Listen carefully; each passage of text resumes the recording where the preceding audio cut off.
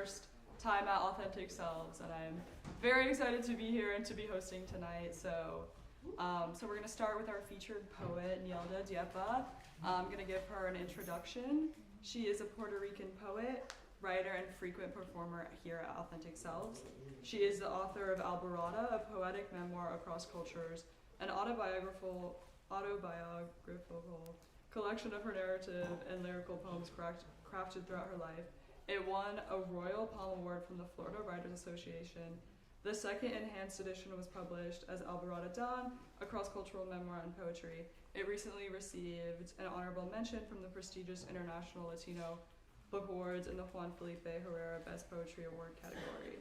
She currently serves as the Vice President at the Orlando Area Poets Group, and she's also Vice President of the Florida Writers Foundation, a nonprofit that promotes literacy in Florida. So please give her a warm welcome.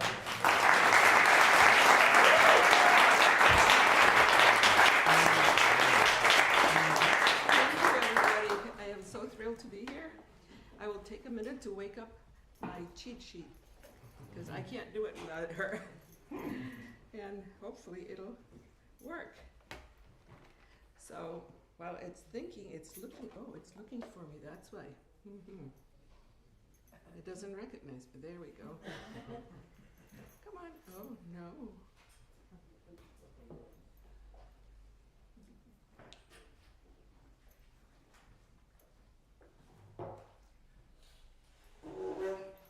I thought I had it all set up, but that's what happens. So I'm really excited to be here tonight. This is the book that won an award that Anna mentioned, and I have some copies for sale there. And if you already have a copy but don't have the award stickers, let me know and I'll get you some stickers to put in there. So the next few poems are a way of me introducing myself to you. So be patient, maybe you'll like what you hear. Maybe you'll get to know who I am. The first one is called Mission. My poetry is not for the learned, the elite, the unencumbered. Mostly it reaches out to the blind, the lame, you know, the different kind, the sick of heart. I write for lost souls and scared old children, for the betrayed and tired, the lost and the withered. Bring them to me, I cry, and let me touch them. If only the hem of their garment would touch my face, everything would be well in this lonely, scary place.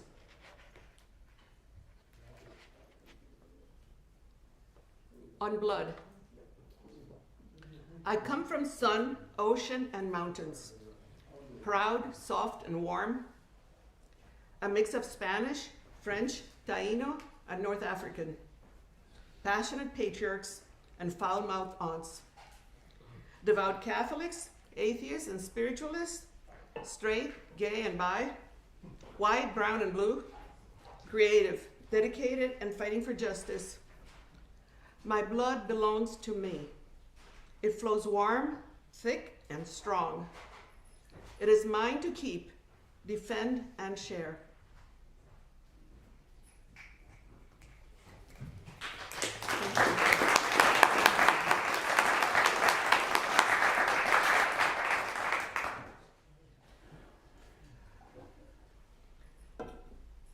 Her worst enemy.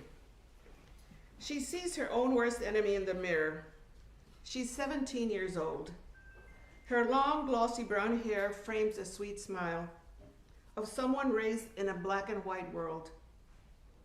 She doesn't wear glasses yet because she has a clear vision of what life is and the future holds. She's horrified to have swept so low as to call her roommate a bitch. She believes every word in the daily letters from her faraway boyfriend. Of course, she frowns upon casual sex and is saving herself for marriage.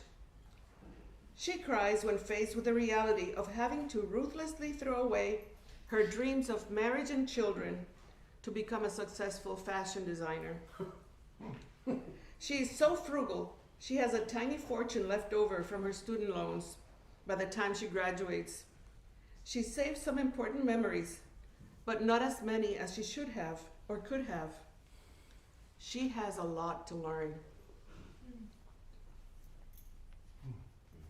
Her other worst enemy is an old crone browned by old fears. She carries the chains of her ancestors' creeds, fights with imposter syndrome. She's terrified of dreaming new dreams, failing to achieve them in the little time she's got left. She's tired.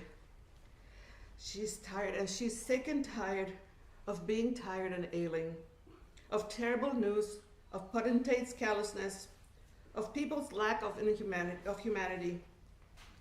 Her body is battered and bruised. Her soul is scarred by life's wounds and grief over losses, unexpected abuse from loved ones. New fears threaten her hope for new joys. She'd better stretch and grow up fast.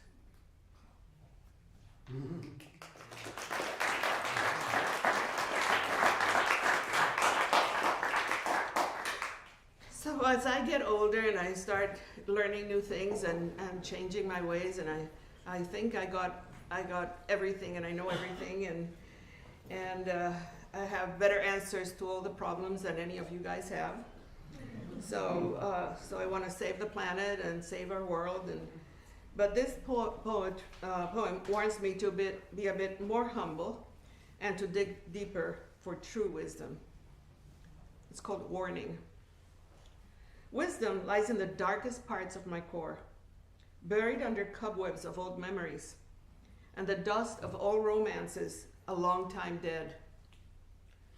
Out in the world of life, I look for answers to old grievances and new troubles, but I'm blinded by sunlight, eyes closed to my truth.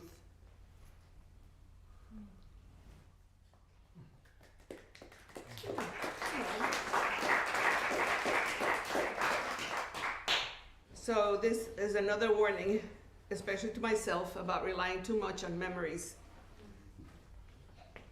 Blind poem. Memory lane is tricky and challenging for those not used to it. We can trip on painful memories, get winded going up the judgmental incline, steep when judging others, steeper still when judging ourselves, twist an ankle in the hole of refusal to think how others view our stories. A trip down memory lane can also be joyous, like an April morning remembering past loves, snacking on sweet exchanges with little folks and old people, taking the gulp of fresh air brought by success or acclaim. Just be careful when you stop to enjoy the view from the top.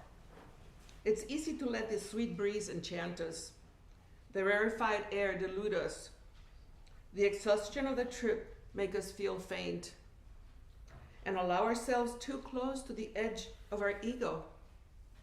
Let go into the abyss of self-centeredness and end our journey prematurely.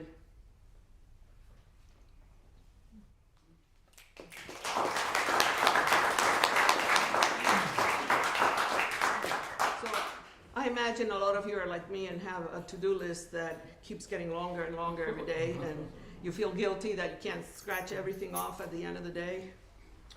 So, well, listen to this title, The Pitfall of Productiveness.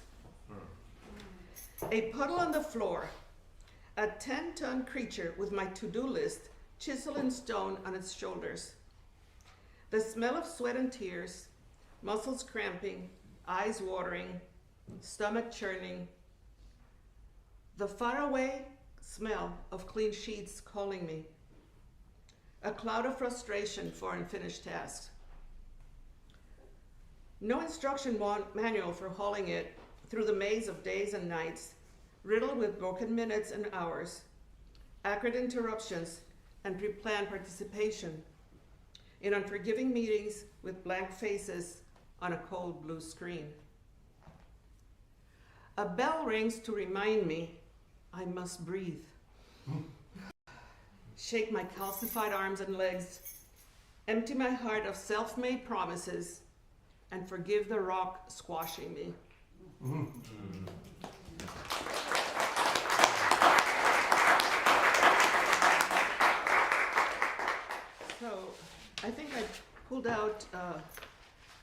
a different manuscript on my computer. So I want to skip to a poem that might be a little bit of a change of pace here. Maybe, maybe not.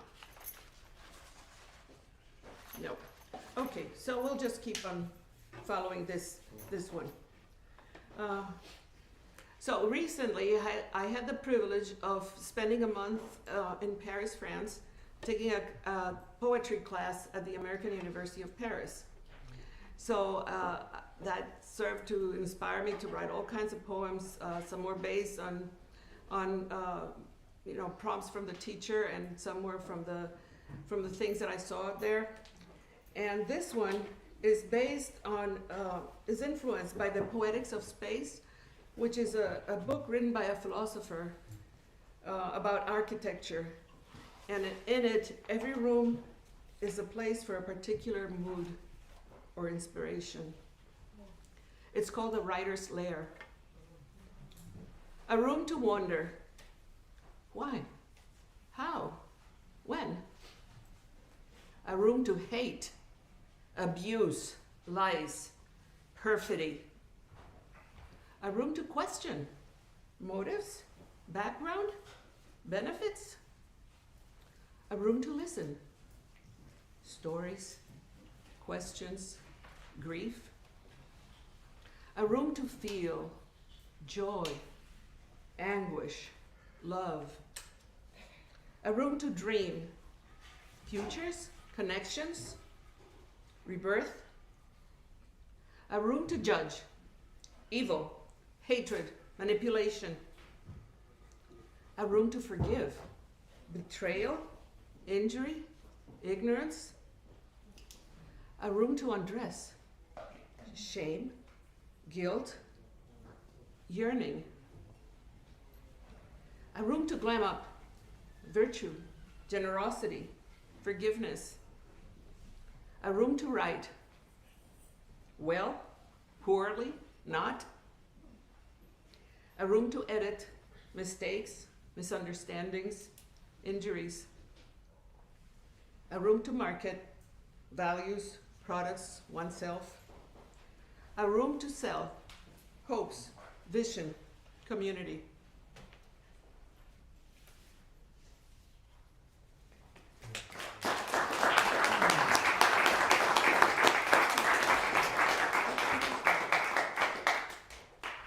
Parisian amnesia. I forgot to worry about my age.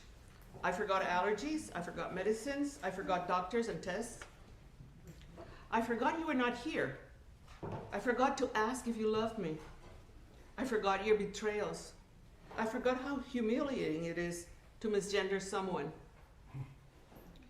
I forgot how much fun it is to travel to a new country. I forgot how challenging the steps in a double helix staircase are. I forgot I could ask for help. I forgot it's okay to take a cab when your body gives up. I forgot to miss my puppy. I forgot my kids and grandchildren are always with me. I forgot I often remember my friends. I forgot my doggy's happy. I forgot I'm an orphan. I forgot I miss my dad most of all. I forgot I will never stop grieving his loss.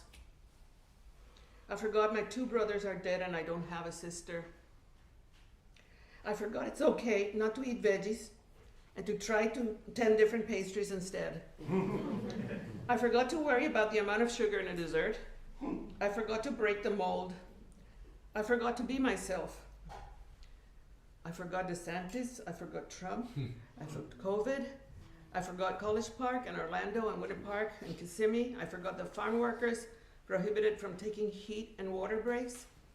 I forgot injustice and incivility. I forgot volunteering. I forgot to think like a poet.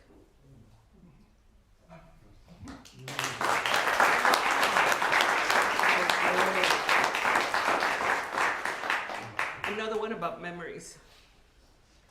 I remember I forgot. I remember the time I grabbed my tummy rolls when I was 3 years old and thought someone should cut them off. I remember my fingers were the scissors I'd use. I forgot I just wanted to be loved. I remember being called a gorda de oro because I was fat but so good and sweet. I forgot my uncle loved me but didn't know how to tell me so. I remember my father saying he was paid in plantains and pennies from an old woman's handkerchief. I forgot his kind heart and the family he had to keep. I remember sitting on the wall of Las Tias' house and singing my heart out as people, cars, and buses went by. I forgot I stopped singing while I was married. I remember I later sang as I dreamed new dreams. I remember the nuns in 6th grade asking me if I wanted to be a nun. I forgot not wanting to be the priest cleaning lady. I remember being forced to try Skippy peanut butter and Ovaltine in 1st grade. I forgot I almost spit out the cracker and drink, but the nuns wouldn't let me. I remember Love and Violence by Chucho Avellanet. I forgot the title was in English and the song's in Spanish. I remember, KBM, ¿me pueden complacer? I forgot people called the station to wish happy birthday to others. I remember snow turning gray in New York City. I forgot the wind blowing my hair in El Morro Castle. I remember a red mailbox by the dorm on 13th Street and 7th Avenue. I forgot how much I miss Luquillo Beach and El Yunque Rainforest. I remember riding a bike to Central Park. I forgot how free I felt in the middle of traffic. I remember the guy flashing his penis on 5th Avenue. I forgot I got a dozen red roses from my boyfriend on his birthday. I remember a wax seal my father brought me from a trip. I forgot it had the letter N and the wax was red. I remember my dad taking me to dinner and a Broadway show in NYC. I forgot he's always been my idol.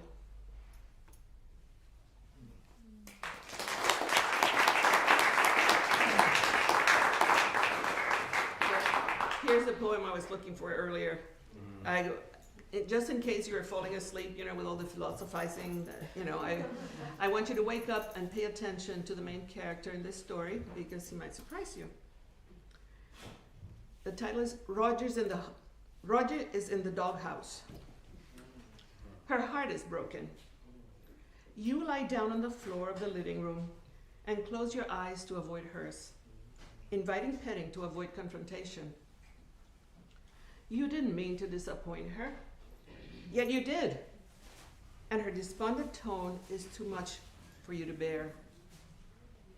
Every step she took resonated in your ears, making them twitch. Every sigh coming from the kitchen was a knife in your heart. It wasn't like this was the first time this had happened.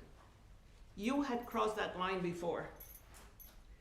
It started with the smell of baking cookies, tickling your nose. Then the clanging of the baking sheet on the countertop, the slamming of the oven door, the thud of her steps disappearing into the bedroom. You didn't consider the consequences. You just jumped at the opportunity that was there and you took it. Now you lie with your tail between your legs and mournfully yip.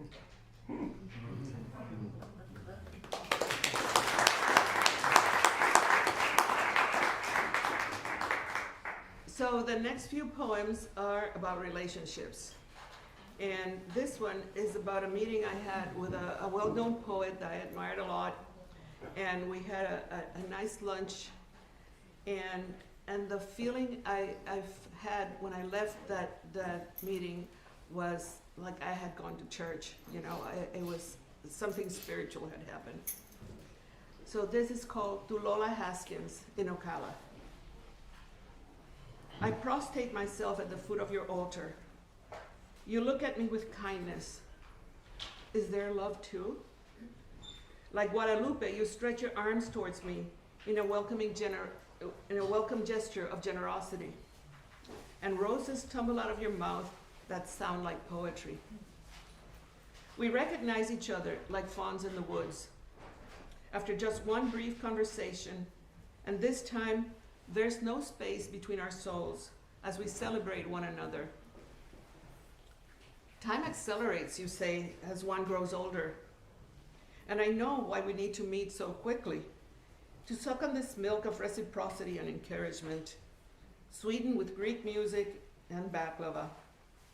All the more delectable because there's more than 150 years between us, and we'd rather live than remember.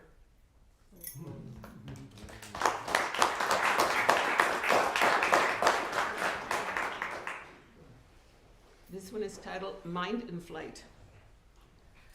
Look at the blue heron on the pond. I want to talk to you. It stands there noble, tranquil, magnanimous, focused. Listen to me. I am entranced by it, dislocated. Pay attention to me, woman. The feathers, the beak, the eyes. Where's your brain at? I am it. What? What are you? I settle in the calm, dark water and sway in the gentle breeze. I am talking to you.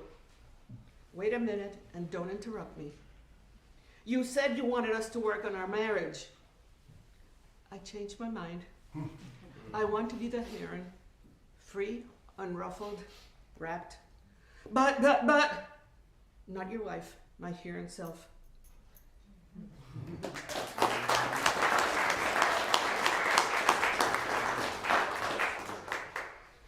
So I think this might be my last poem, but if there's time, I might read another one.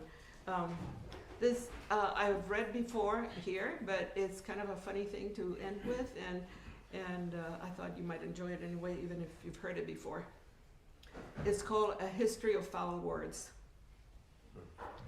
My father once told me when I was 3, I said a bad word in Spanish, which could have been perhaps shit or hell. He smacked me and I fell on my...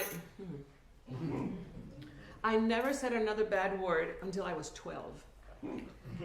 Hiding under the lime tree with my favorite cousin, pendejo, asshole, I whispered about someone else. 5 more years of proper language use went by until my college roommate called me a martyr, and I called her a bitch, and fled to the bathroom to mourn my descent into the dark world of the foul mouth. Years later, I would use some bad language in the privacy of my marriage when justice demanded accurate description of a situation, but I never leveled it at someone. My teenage children encouraged me to say fart. Why should I say fart? When there's no need to say fart. I'll just say fart when I need to say fart. I gleefully reveled in their frustration. Once, my husband chastised our daughter unjustly and broke his dinner plate on the table. As he roared he was going to his bedroom, the fierce mother in me yelled back at him, "Te puedes ir al mismo carajo." I didn't cry that time for saying he could go to hell. I didn't feel tainted or ashamed by my language either. As I grow older, I'm not scared of bad words anymore and wish people recognize all words are good and appropriate words when used in a judicious and effective way. I don't know if I'll ever rhyme buck with fuck, but hell, it may be the best way to end the poem. I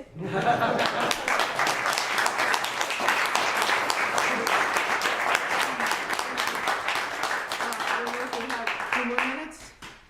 I don't know. I don't see Anna. I'll just take it that we do. So this is a more romantic thing. Autumn is for poetry.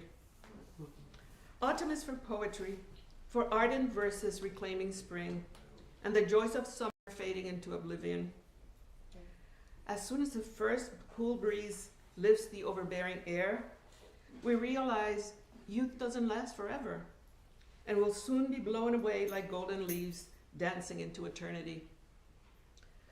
Let's hang on to the last paltry bursts of passion, the rare hopes left over after that hurricane left our lives in broken timbers, hurled with our dreams of timeless fervor.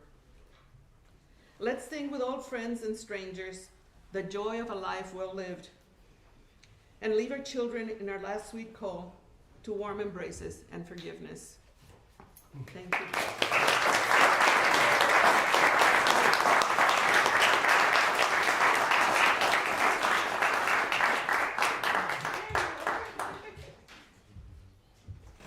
That was amazing. Thank you so much for sharing. Alright, so now for the open mic section, I'm going to call 3 of you guys up at a time, and then you're just going to go. And let's just try to keep it between about 3 to 5 minutes per poet, just so everyone has enough time to share. I know everyone's very excited. There's a lot of new people here tonight, so let's be respectful of that. So the 3 people for now is Christian, Kay, and Daniel.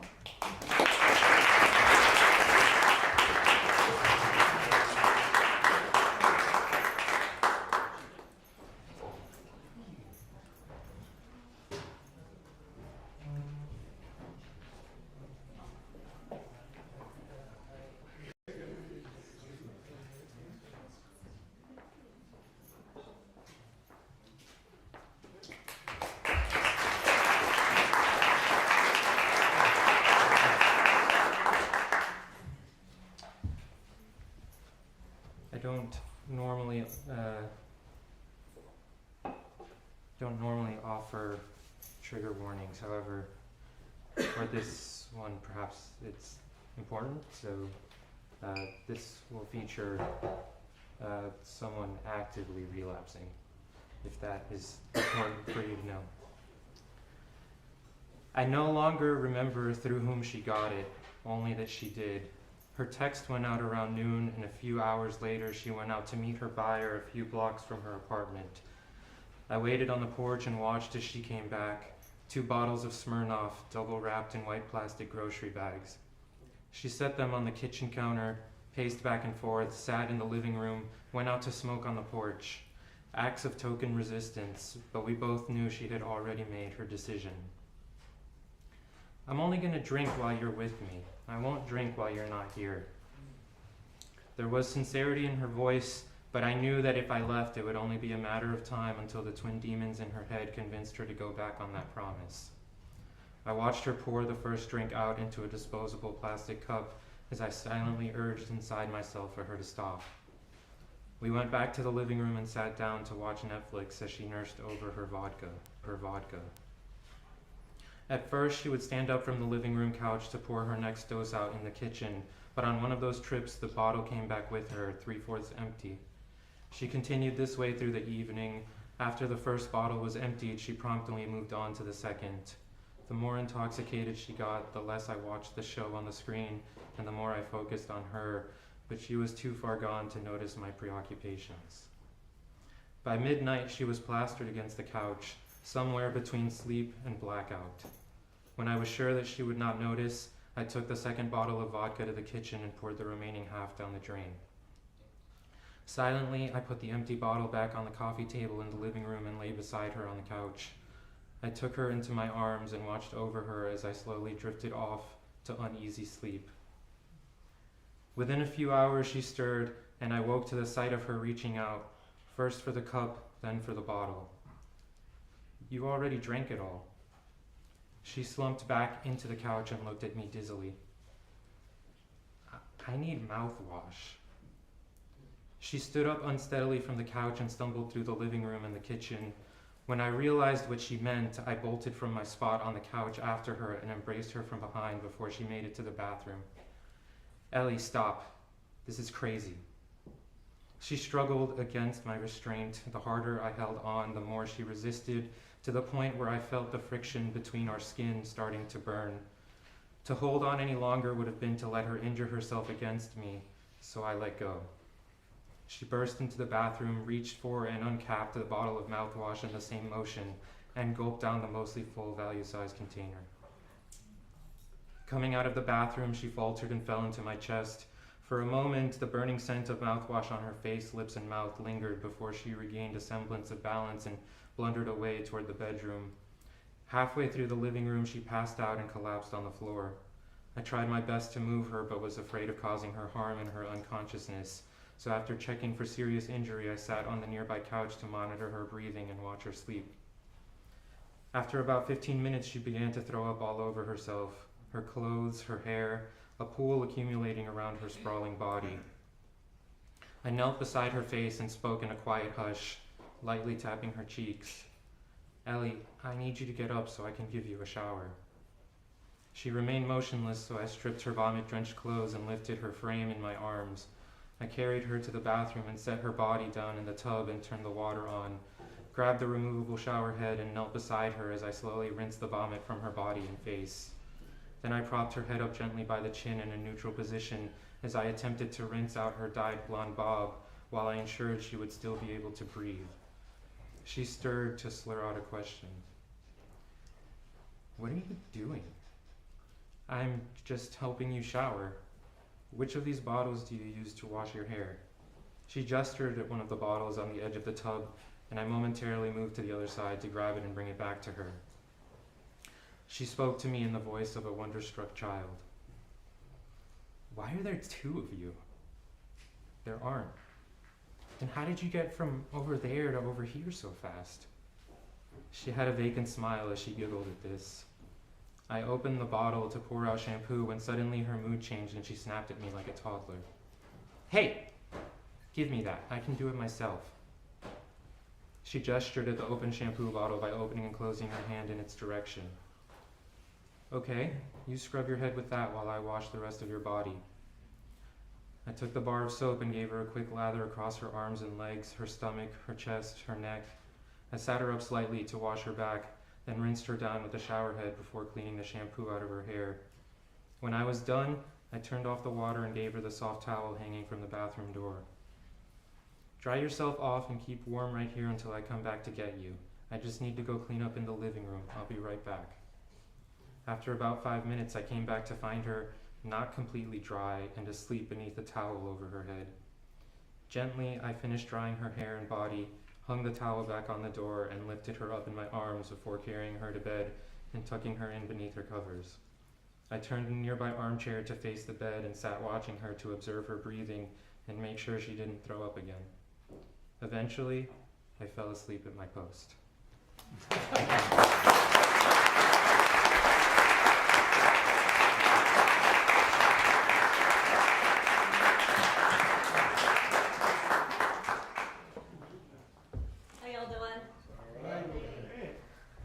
I'm doing this piece tonight. I actually have a lot going on right now. One of my friends committed suicide this week, and then another friend of mine, he's been missing since my birthday. So this is basically a connection with that and how we all can kind of connect to that. It's called darkness. As the darkness of my mind starts to cloud my judgment, covering it like one of those weighted blankets, like there's nothing I can do that will lift this from me. These thoughts begin to creep into my mind, start with hateful whispers. "You're not good enough. Who could love someone that is so broken? No one would miss you. They barely care about you now." Suddenly the whispers get louder and louder, almost to the point where all I can hear is the demon screeching in my ear, barely even able to process. Then the tears fall. And the thoughts of the things that I really want to do start to internalize. I begin to internalize all the self-hate and the negative thoughts begin, and slowly each begin to break me down a bit further, slowly crushing my spirit, heavy, dark, laying on top of me, heavier than the last.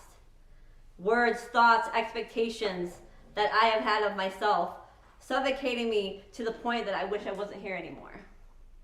Sometimes it's hard to keep fighting. Even with the battles won, there will always be more. So I remind myself, for the ones that are not able to keep fighting, I will keep trying, even if I can't no more. I will be the phoenix rising, even I get wounded and I fall. I will rise for those that the demons took too close. Even with all my own internal chatter, I will stand up and speak for the world that you matter, and maybe change their route. And maybe we can all be allowing ourselves to remind ourselves that everyone around us is fighting demons that you know nothing about. So be kind, and maybe we can change their route. just maybe, we can. Thank you.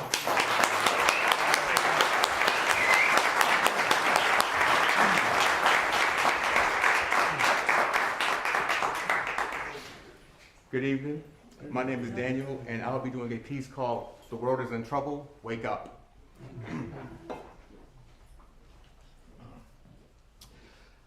I say this is not for fame. The devil's at an all-time high. The smoke hot from flames. We live in a world where formalities have gotten strange. Criminals locked and chained, boxed and strained inside a steel cage, so they rot in vain. Capital punishment. A cop was slain. Was the cop to blame?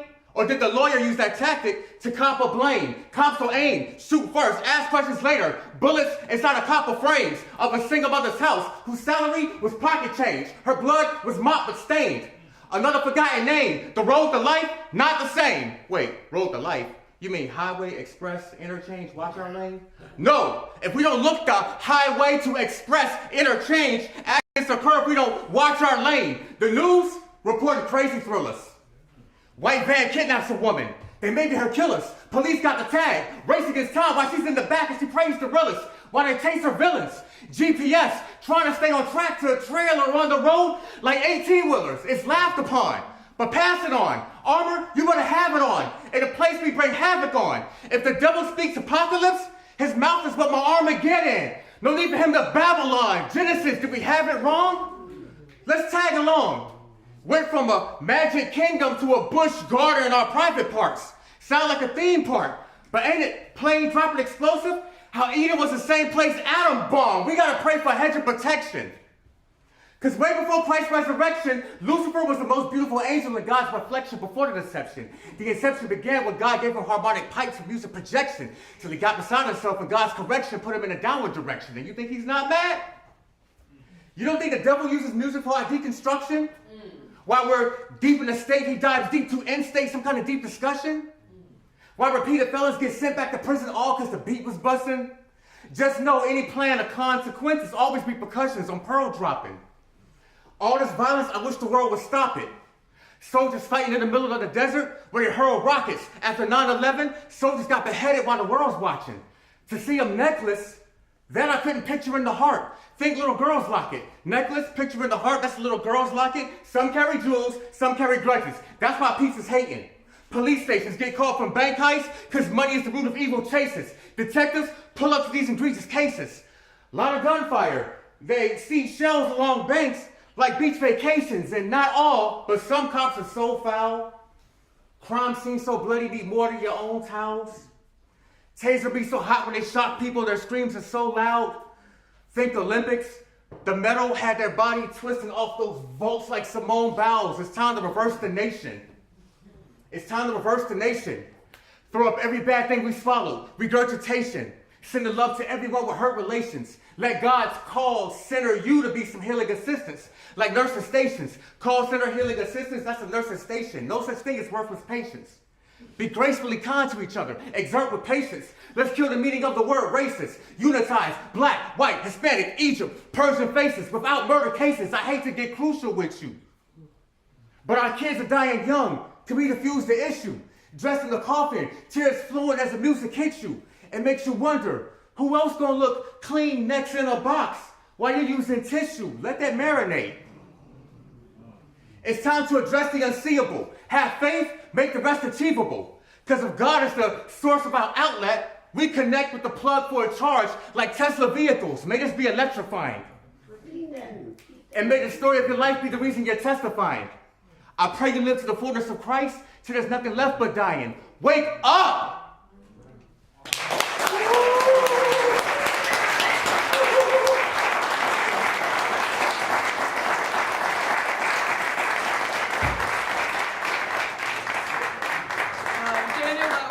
Amazing wordplay. And Christian and Kay, thank you for being so vulnerable and sharing some things that, are just sometimes people don't talk about just because it's so dark. So thank you so much for being so vulnerable. The next poets for tonight will be Peter, Laura, and Scarly.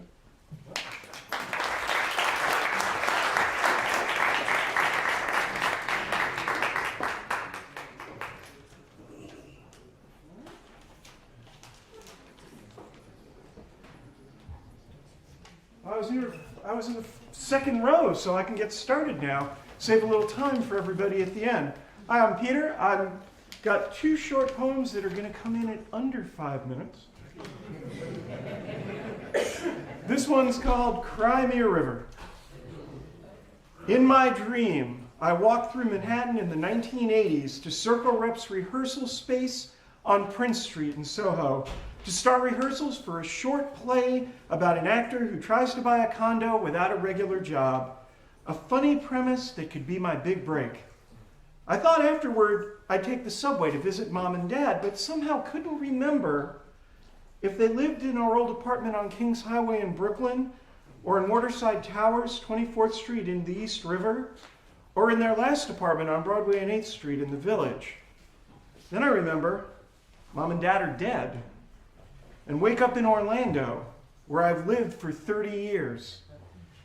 New York of my youth so vivid in memory, but the Hippodrome Theater's a parking garage, Circle Rep closed 20 years ago, and the pizza place I used to buy slice and a Coke for 25 cents, now a Turkish fast casual joint.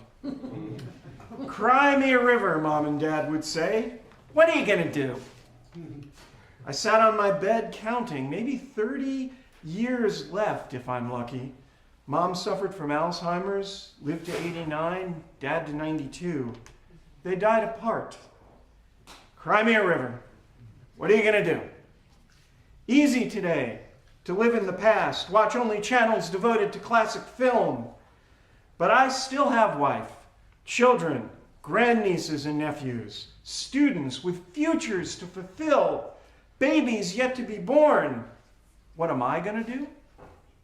Repair our world, knowing I can't complete the job, but can't sit on the sidelines. When I see Mom and Dad again, I want to tell them I fought a good fight, maybe even won a few rounds. What are you going to do? Lace up your gloves or cry me a river?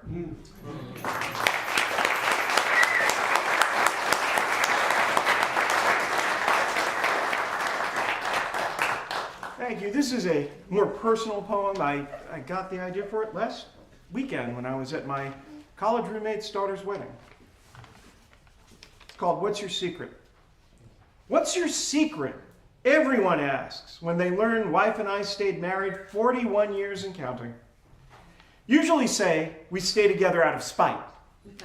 Why stop now and make the other happy?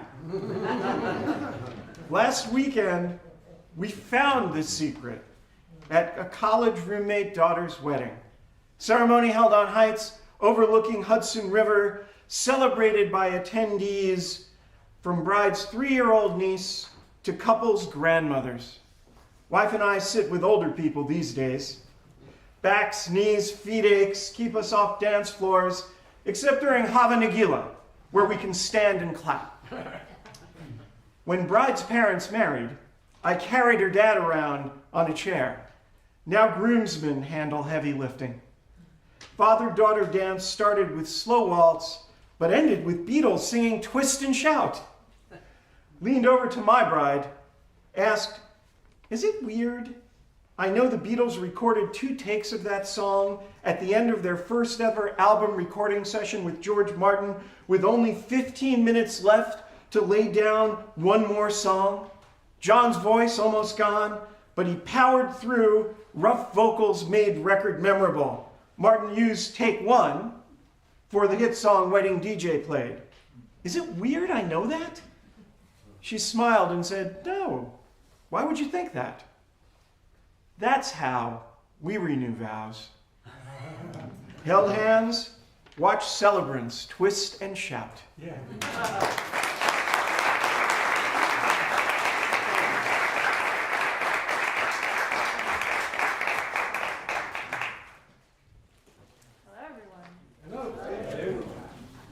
My name is Laura.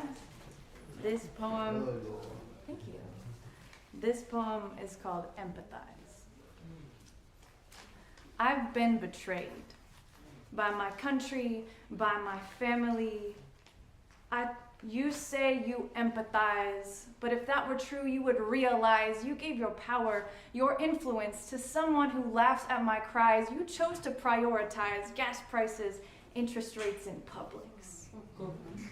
I want to say that I'm surprised, but I'm not. Just disappointed. Angry, bitter, hurt, afraid. You sold my safety. You had a choice to protect me, but you worried your wallet might be just a little more empty, and maybe you felt cozy that you don't have to worry about the big, bad immigrant. You know, the one who called you granddaughter. But for me, my life, my safety, my home, my church, my world, those were all on the line. I was fighting for my life. You say you empathize, but how could you possibly? You have no idea what it is like to attend an event meant to celebrate you, only to see protesters outside yelling, "God hates you." You will never have to go into your office worrying somebody will report the picture of your family on your desk, only to put your job, your security at risk. Your church doesn't have a security stationed on Sunday morning, so the next Sunday isn't a day of mourning. 49 shot dead and killed. Our hearts are filled with fear, anger, indignation. Your marriage will be recognized, normalized, legalized across the nation. You will always have the choice to put him next of kin, emergency contact, insurance dependent. He will always have the right to be your hospital attendant. So yes, I have resentment because my state refuses to pass an amendment to end my marriage ban. Our legal advocates have tried. They provide us hope that maybe one day we won't have to hide our identities in order to escape legalized discrimination from those so filled with pride they decide not to set their religion aside in order to break the tide of this divide. I relied on you, but I feel lied to. The only reason we are safe is because our forerunners laid down their life, and the U.S. Supreme Court had the courage and morality to make it right, make it so 10 years ago.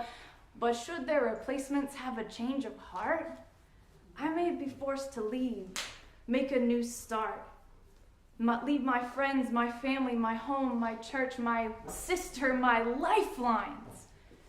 You may have crossed a line this time. Living by my sister has become one of my biggest blessings, and honestly, a necessity for me. And now I am at the mercy of those who actively persecute me. You gave your voice, your vote to those who want that reality. I was sold, bought in exchange for greed and bigotry, and now I'm terrified it will all be taken away from me. So I don't want your empathy. I don't want your unconscious insincerity. Let that be your legacy. I don't want your bullshit prayers and thoughts. Let them rot because they're all you've got. But us, we will rise. Declaring victory. You have just begun to see who we are destined to be. The power that we store, we are coming for more. We will not be ignored. And with God at our side, still we will rise. And then we will empathize.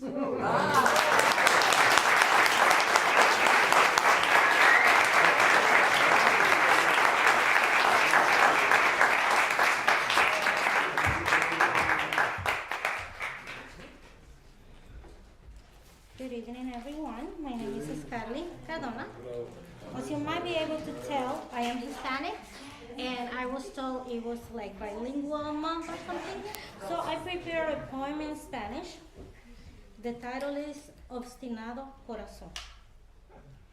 Es como una enfermedad de muy larga duración el seguir amando así. Qué obstinado corazón, que se empeña en aferrarse al recuerdo de tu amor, a ese amor que un día juraste que tal vez nunca existió. Ay, qué pena, pena, pena, qué obstinado corazón, que se empeña en aferrarse a la idea de un amor. Es aferrarse a la nada o dar un paso al vacío, ignorando por completo que no hay fin a este precipicio. Es caer eternamente sin nunca tocar el fondo. Es morir muy lentamente. Es como ignorarlo todo. Ignorar lo que es sensato, cierto, no cierto o bueno. Ignorando el gran dolor que me causa día a día el recuerdo de tu amor. Es como perderlo todo en una sola jugada, sin forma, manera o modo, sin quedarme tan solo la más mínima esperanza. Y hacia el final de mi vida será una vida gastada, por lanzarme hacia el vacío, por aferrarme a la nada, nunca con la libertad de amar y sentirme amada. Qué pena, pena, pena, obstinado corazón.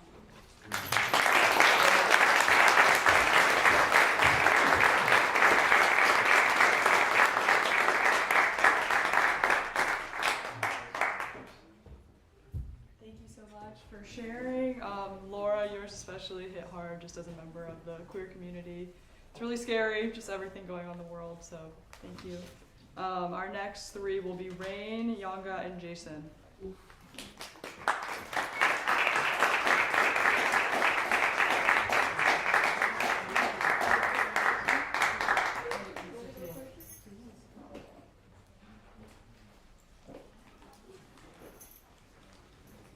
Well, I guess I'll go first.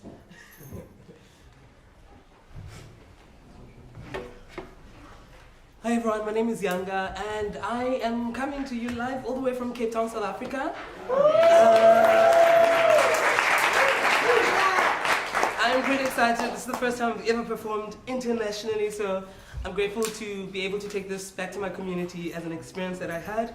I'm here on LGBTQI work that I volunteer for. With an organization called Impulse Orlando, and we have a chapter in Cape Town as well. So I thought this would be a great space, and I love that there's a community like this. I hope that you keeping on and fighting the good fight. So my poem is really in theme with what everyone else has shared, with all of what's happening in the world. Every corner of the world, there's conflict, there's anger, there's hate, and all of that. And so it's going to be in two languages, in English as well as in my home language called isiXhosa. And before we begin, there is a part that I'll need you to participate. And so the part is, when I say the words Mayine, you're going to say Imvula. Imvula. There we go. Oh, you guys are really good. Imvula. Imvula. So let's practice. Mayine. Imvula. Mayine. Imvula. Okay, there we go. So what that is let it rain, let it like downpour rain. And this poem is called Rain versus the Fire. Time is running out while we smile to the sun. The cogs of capitalism turn, fueled by our filthy fat famine. Our innocent plastic blood boiling. The fire blazes ferociously. Fear, fire, fear, fire, fierce fire. We are fighting fire. Blaze, blaze, blaze. Vuta, vuta. We sit on top of our hands, dumb. We sit in this mess, numb, bathing with soiled water, begging for a cleansing. A new sun rising, light not fire, dark rising, fire blinding. We need a new lease, a form of release, relief, a new leaf. Oh, how can we heal what nature feels? Call the man to whip, bring the woman to fight, summon the Reikis, the Sangomas, the witch doctors, the priests and professors. We need stone throwing and chants and prayers and poetry and more poetry. Look up to the sky for hope. Let the sky cry because we have no hope. Maine, Imvula, Maine, Imvula, Maine, Imvula. Send us rain, we're in pain. Send us rain, we're in pain. Send the cleanse, extinguish the flame, stop the blame game. Maine, send rain. Flood the plain, drop the army planes, bring rain. Fight the fire, seize fire. Maine, we need rain. We're in pain, send us rain. We're in pain, send us rain. Maine, Maine, Maine, let the sky cry. Maine, send us rain. We're in pain. Inshallah, Amen. Magubinjalo.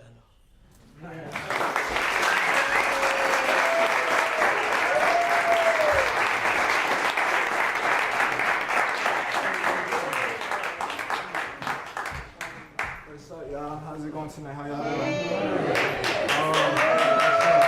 So basically, me and my friend, we came here. We thought this was a basic music event. We thought we could do live music with background noise and stuff, but apparently it's an acoustic event. So I'm gonna just spit something for y'all that I got.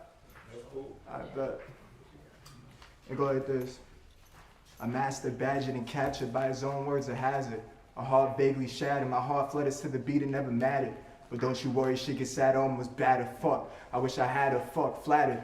My entire soul and entity was captured. Broken bones, I suppose that they've been battered. The wage of war within the mind. Blind to what I'll find through the repercussions of time. I'm out of line with acid in my spine. I'm so divine. I'd rather say, fuck this life of crime, all in hindsight. I guess depression is only in my mind, right? Fuck, I'm crying in the limelight. And as lonely as it gets, it gets wet. I'm vexed, so upset to know I'm next to be the only one to resurrect with cancer in my chest. I'll beat the test. I hope my scars, they heal. Every day I thank the Lord for allowing my mind to heal. Spin the fortune wheel. Can't sign no devil's deal, no circumcision, bitch. I'm too real. Don't gotta pray for better days. Don't need no blunt to fade away. I'll still escape, change my ways, but I can't promise that I'll change. Don't know my date, I'm only sure about my mere face, so please pray, look. Please pray, look. Constantly under pressure, Lord knows, I'm only trying to get better. Asking myself, should I have kept it? Still rocking Gucci leather, Balenciaga for the sweater. Run the red light, I got her tethered. Man, this weight up on the shoulders, it ain't nothing like no feather. She just wanna fuck me, now I'm doing better. Consciously gonna triumph through any weather. Who knew? The things we do only circle back to me and you. Contemplations of right or wrong, my many choices only fucking scare you. To dub me now, I wouldn't dare boo, careful. I might slide in from the back with no remorse. I grab a bun, I grab a handful. Fuck up your hair, dude, look. I see many niggas fold, hit the blunt and KO, I'm talking stone cold. But look, I told you, if my mistakes make me a chump, then I'm gonna show you what the fuck. I never owed you. Put you in that pot, I close the lid and call it bone stew. You got burned with all them flames and let them mold you. It was never even love if I constantly had to hold you. And look, look, look, I got something else, hold on. I constantly feel remorse for every soul but my own tone. Mind your own. Fuck, she won't pick up her phone. All shit, think quick. Who the fuck did she pick? This bitch thing she sway. This bitch thing she slay. Mind in the gutter won't conform forever, just a misfit. What about the things I seen? What about the things I seen? Only chaos to dream. But thinking way back, I ain't even mean to leave. Breathe. Breathe. Father, woke to worse things we could have been, not the same truth that we should have been. But I straight despite myself, took it out daily right on my own health. Watching niggas shake hands with the same pain felt, a constant illusion. Life's just a bitch, even if you do it right, man, I always end up losing. To never wait from the dream, be the same choice you're choosing, the same voice you losing.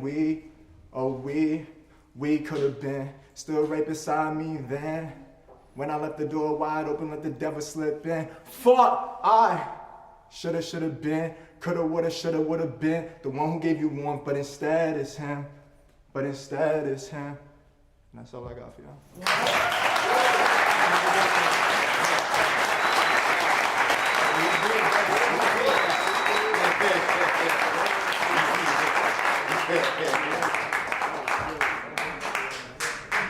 Is Jason not here tonight?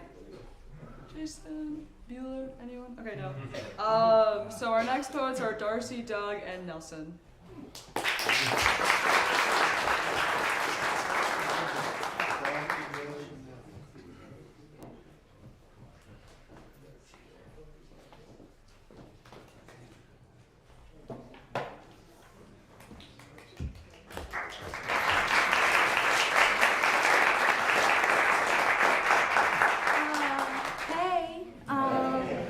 I'm Darcy. I am here from Jacksonville, Florida. I kind of like Googled.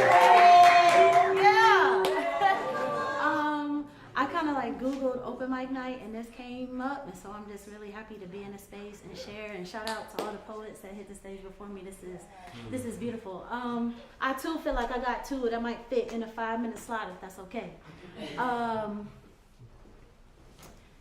Cause I feel like y'all been talking shit tonight. They say karma's a bitch, a slick one who is beautiful. She's got tricks up her sleeve, but that does not mean that she's coming to play with you. She slays when she walks. She's sweet enough to eat when she talks. She can wave at you with every bat of her eye. She holds full conversations every time that she smiles. She gives you everything that you want until the minute that you don't. So avoid double-crossing her consequences. You won't see feelings of rejection creep in. Then it's time to get even. That beauty is going to turn into a beast when it comes time for her vengeance, especially if scarred emotionally. She's going to get you back off principle. It's how it's supposed to be. She's going to make you hurt the same now. These are the rules to her game now. She took a loss and feel that you are the one to blame now. So karma's got to show up, showing her game face now. Karma's got to teach you a lesson. But what if karma shows up and karma's not quite what you're expecting? What if karma's a man who keep his chest poked out, his voice real loud, and who refuses to lose his upper hand? Karma could be a guy who keep his chin up and his head held high. The type to greet with a wink because he's too cool to just say hi. He stays cool on his own without the extra ice, but he's so full of charm. And he'll do you no harm until the minute that you cross him, and now his pride gets scarred. So now he got to get you back. No longer Prince Charming, that beast is coming to attack. And no, he can't just let it go because karma don't operate like that. He gonna make you hurt the same now. These are the rules to his game now. He's took a loss and feel that you are the one to blame now. So karma's got to show up cuffing his boomerang now. And they say karma's a bitch, a slick one who is beautiful. Well, I say it's handsome and charming, so karma can be a guy too.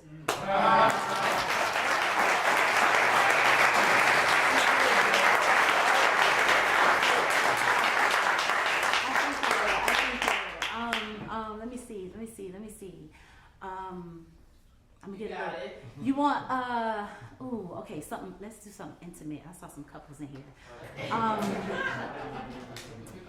He approached me and he spoke to me. He came and sat down right next to me so comfortably, like he was supposed to be that close to me. He was so cool in his shades. My fingers stayed crossed that he would stay because my luck with men had been a little crunchy these days, but we talked.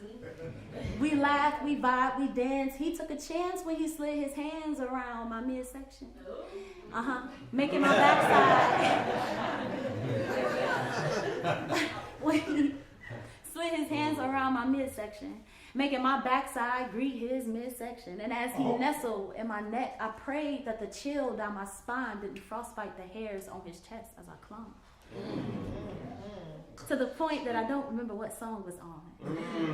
Yeah. Seeing that I kind of got lost in the smell of his cologne, how he turned me on, and at the same time, he asked me what kind of perfume I had on. He took it upon himself to allow his fingertips to say hi to my jawline. And because we were high, I didn't have time to react. Y'all look so great. Y'all look so good.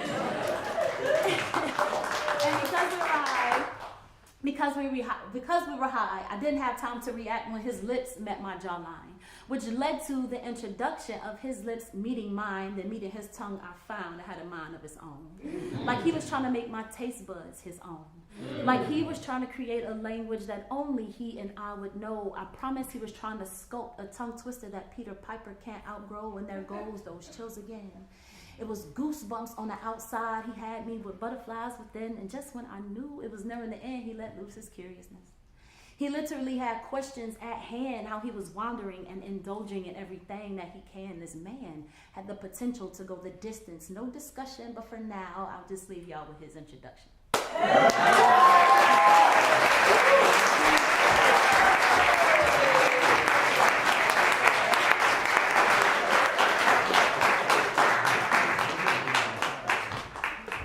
gotta follow that.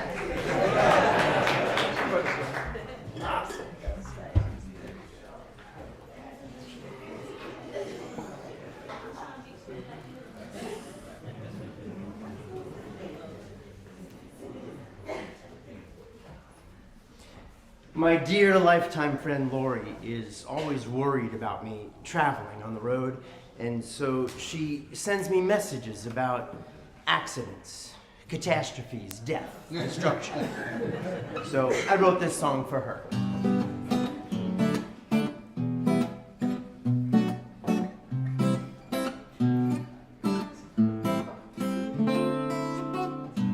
I wanna be a dead musician.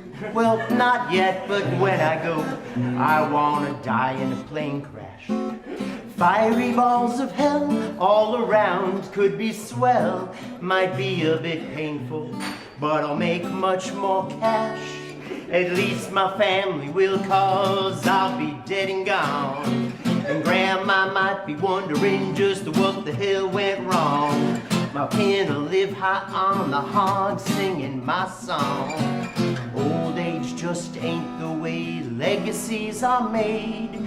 Die in a plane crash and you'll make the grade.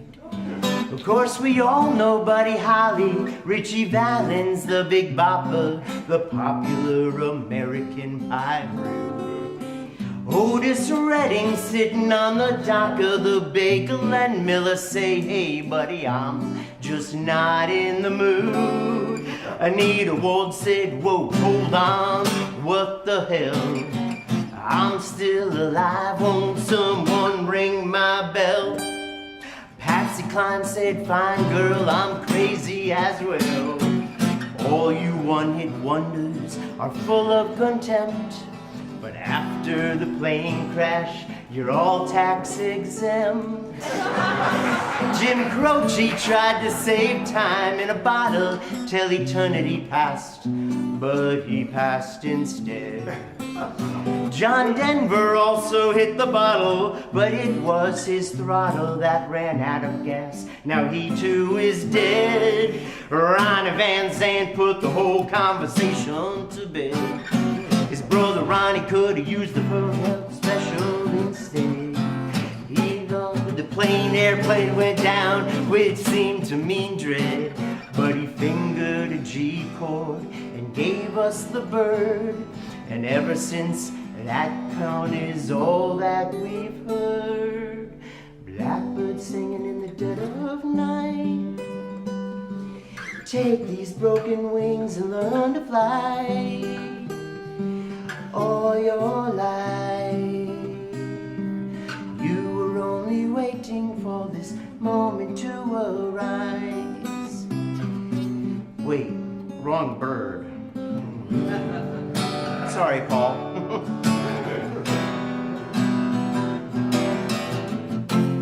Here we go.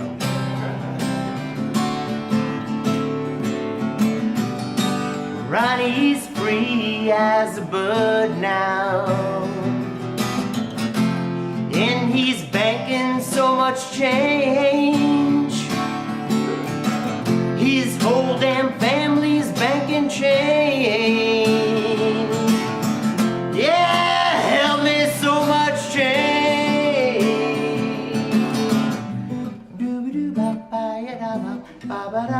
Even helicopters count, said Stevie Ray. Shooby-doo-bop-bye-da-bop, that one was my pride and joy till the mountain got in its way. I've got no beef with Taylor Swift's jet. It's perfectly safe, I'm willing to bet. She's the only one I know who might have regret if her plane thing went down, though she'd probably just scoff. She makes so much money, she'll shake it off. I wanna be a dead musician, well not yet, but when I go, I wanna die in a plane crash.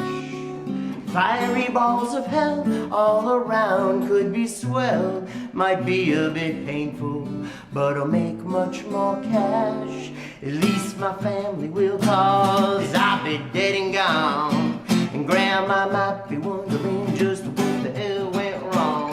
My kin will live high on the hog singing my song. If I know what's good for them, I'll book my flight. Maybe hire a pilot who can't see at night. Shoo-ba-doo-ba-ba-ya-da-ba,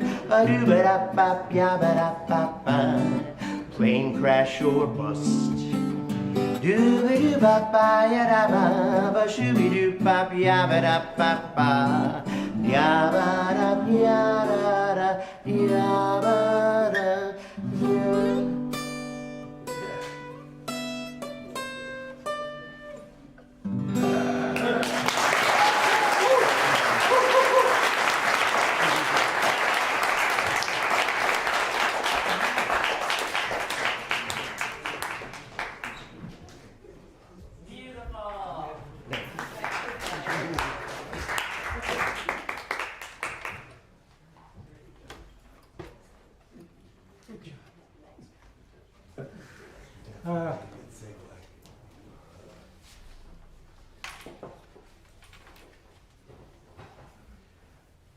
Good evening. I keep a book of Japanese death poems by my bedside. Yet I die every day holding on to things I should let go. The day of my death came and went. Nobody told me about it. When death came, I stopped breathing.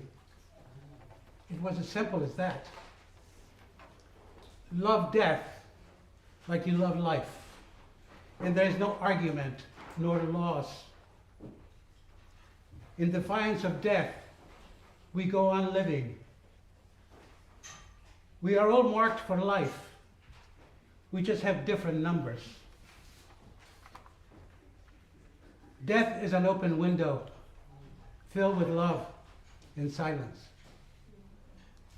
We go out with the light or we go out with the darkness, according to the condition of our heart. Welcome death like you welcome a friend you love, and you die with clarity and lightness. Thank God for this miracle of living, for death is worth everything we've been given. When I die, I will do death as I did life, in silence. Read these poems at my funeral. I'll feel better.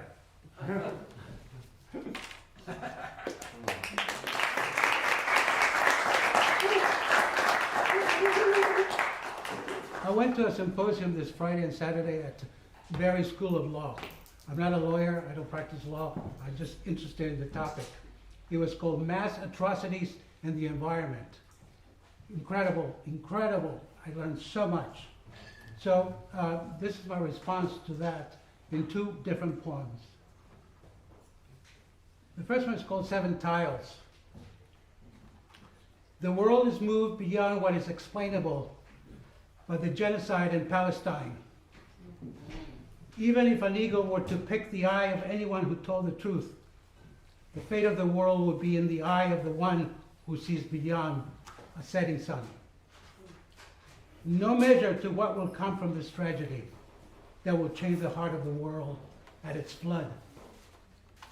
No one who knows justice will yet hide. Mercy, memory, and meaning is sealed in the future fate of humankind. Death you may conceal, but the truth can't be denied. the world grows stronger from the story exposed of vengeance and the crimes. All men die of fear, but none by the dominion of the light.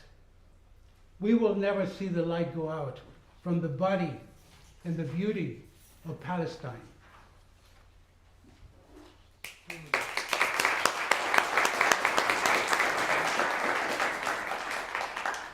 I never refer to the environment. It's sort of like, it's something that is exterior to myself. I always refer to it as creation. I mean, it's creation. I wrote this poem 22 years ago. It's called Applegate 2002. By the way, I'm not a Bible thumper.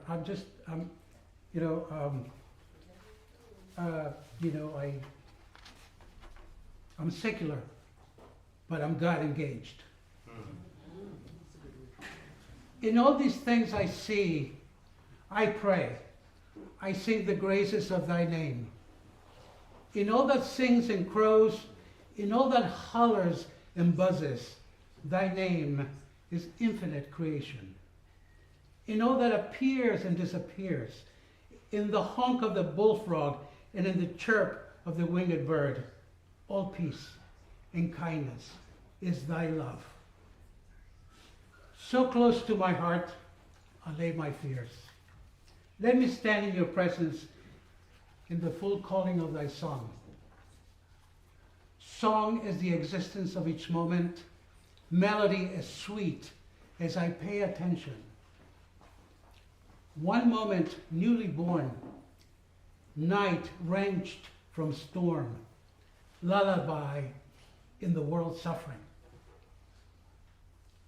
Enter peace, enter love, enter me in thy word, Holy Father, Son, and Holy Ghost. Thank you.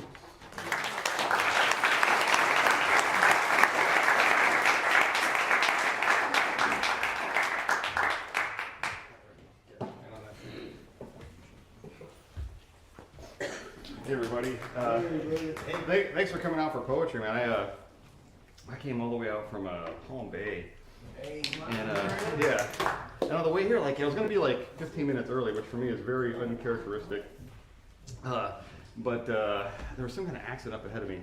And I guess somebody, there's a fatal accident. And so I sat there for 45 minutes just parked on 528 on my way out here to come out here. So, and I felt very inconvenienced by that person's death. So, just how do we think sometimes? So, it's just how we think, right? It's like, all right, okay. But anyhow, that's why we're here for poetry. And yeah, poetry sometimes, it's a little bit terrifying sometimes. And when I get nervous, sometimes I tend to, hide my feelings with humor, So around you, I crack a lot of jokes. And it's okay because it makes you laugh. It sounds like a cocaine speedball. I get lightheaded and loose. I just want more. And that's enough because right here and right now, I could listen to that shit and watch the shadows crawl across the cracks in your makeup for hours. Making me think that I could forget about the love that I thought I had when I forgot that forever was bullshit. Because hey, if you really want sincerity, I'll pluck my own heart out right here with my own knife and leave it sticking, beating, quivering on the tabletop long enough for you to examine it to feel like you know me. And when you have to avert your eyes and start cracking jokes to protect yourself, I'll still be here singing and dancing to take your mind off things. I just wanted to let you know that I will do anything to keep you here with me long enough for me to get tired of fucking you and for my jokes to stop being so funny to you. I will stay until the sound of you chewing your motherfucking Captain Crunch first thing in the morning makes me want to shove knitting needles through both of my eardrums. And when I have traded every scrap of power I've ever thought I had for the comfort of your continuing company, and there are no more lies that we could tell ourselves to make it feel right again, then I am going to leave you. But I digress, dear. I'm getting too far ahead of myself. We live one life, one day, one instant at a time, and tonight that hasn't happened yet. Tonight the lies are still fresh. We're both in on the joke and pretend and you're a princess and the world, our assembled court, steps double time.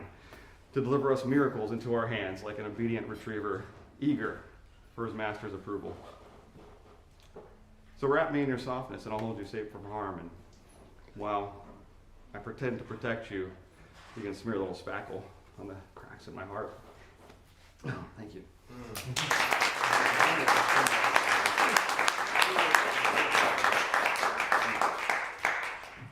My ex-wife hated that one.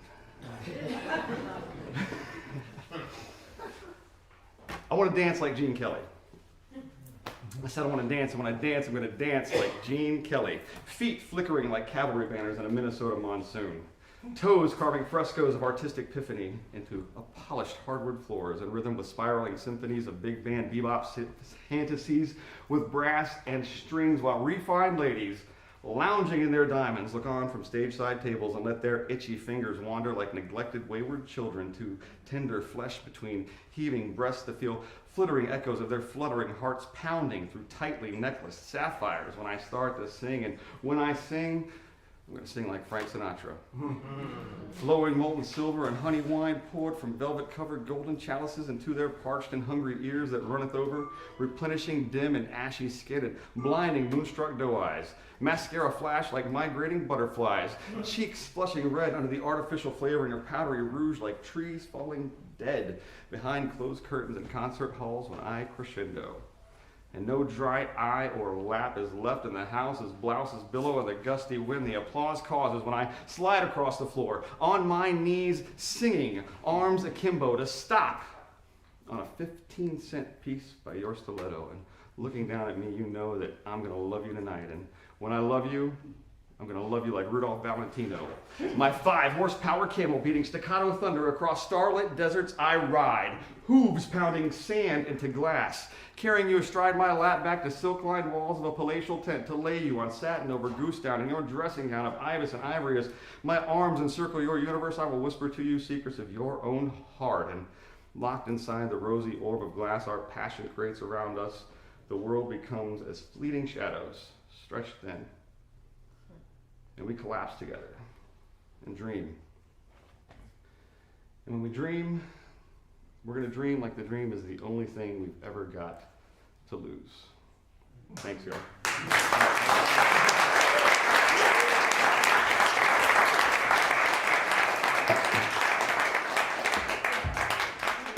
Thank you everyone so much. That is going to be all for tonight. Unfortunately, I know there were a lot of people signed up. However, that will be all. Thank you so much everyone for sharing and being so vulnerable and expressing your authentic selves. I'm so glad to be here and be a part of this. If I just want to say something really quickly, I am actually hosting an artist for those who didn't get to perform tonight or wanted to do musical stuff. I am hosting an artist circle on December 7th. At 2:30 p.m. and it's just an all-level artist, all medium artist. So if that's something that you're interested in, please come and talk to me afterwards. I'd love to chat more about it, get your number. But thank you all so much again for coming. Appreciate it so much. Sorry. And also, next Authentic Selves, there will be no featured poet. It will be completely open mic.